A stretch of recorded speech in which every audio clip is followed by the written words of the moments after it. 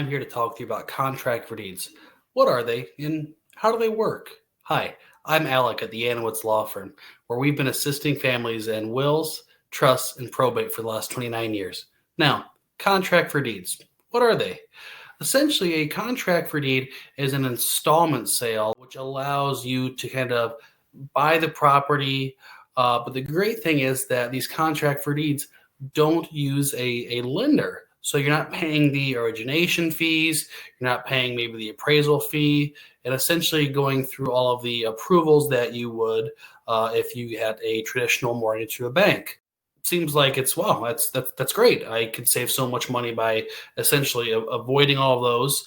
But on the buyer side, kind of catch as well. You have to find a seller who's fine, essentially kind of fronting and almost financing and being the lender on this sale, because generally when you sell property, if you're going to buy a piece of property, you give the seller the full amount.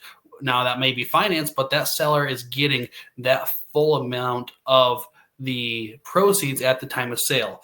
On this installment basis, they're essentially taking those funds every time you make a payment. Now, we can have that payment be weekly, monthly, twice a year, or yearly. It just kind of comes down to, okay, what is the agreement between the purchaser and seller? So generally how things work is that when we're going to be using a contract for deed, buyer and seller, we still have a purchase agreement. We spell out the terms in that contract for deed of, okay, when's this going to start?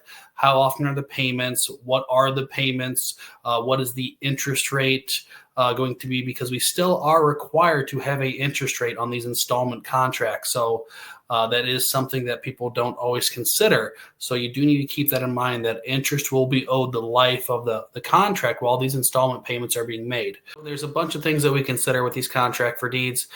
We get them executed and then we record them in the county recorder because we want them to be recorded. So essentially everyone else is aware of, hey, this property is in the process of being sold to a new owner. Now that new owner doesn't take title to the property until the contract for deed is fully paid off.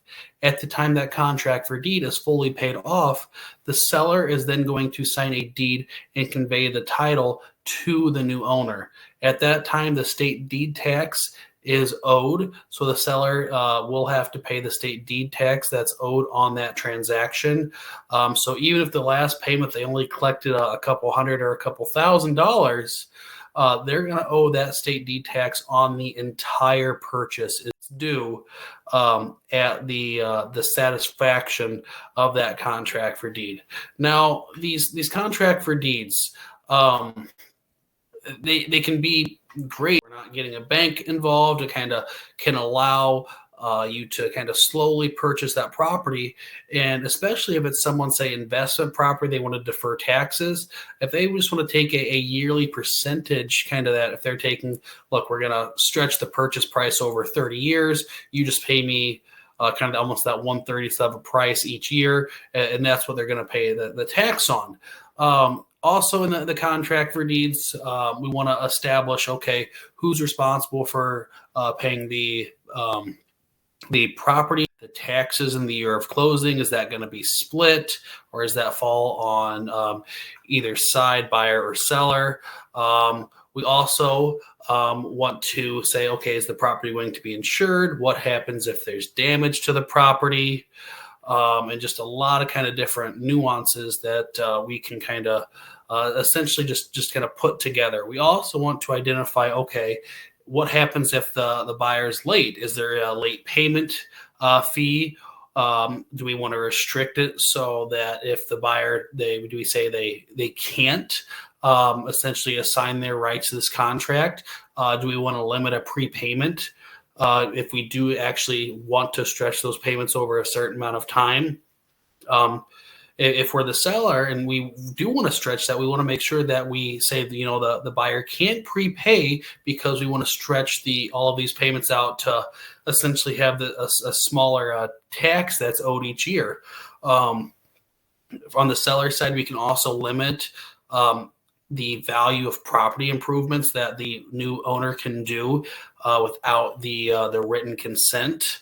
And so there's a lot of kind of different things that we can do. Now, anytime we're dealing with a conveyance, obviously something can go bad. So there's the cancellation process. What does that look like? So if a buyer defaults and isn't following the contract terms, and the seller wants to cancel, the seller does have that ability to essentially go through the cancellation process. With that cancellation process, they can actually take the property back in whole. There's a certain timeline they has to go through. Stuff has to be served. There's a process, but at the end of the day, for example, say a buyer has made 90-something% of all of the payments, always been on time, and then something happens, they're not able to continue to make the payments and they default on the contract. The seller can go ahead and cancel that contract and go through essentially all the requirements, and they take that entire property back in whole. And they don't have to give any of the money back that they've been receiving the entire life of the contract. So that is one negative on the buyer side, as it is a little riskier doing a contract for a deed, because you may make, almost like I say, 90-something% of the payments.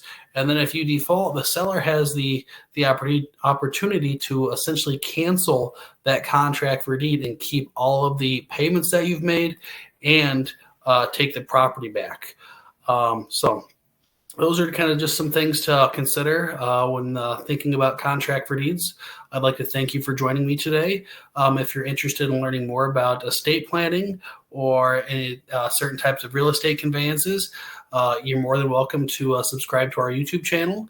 And then when you subscribe, you'll get a notification when we post more videos. Thank you. Have a good rest of your day.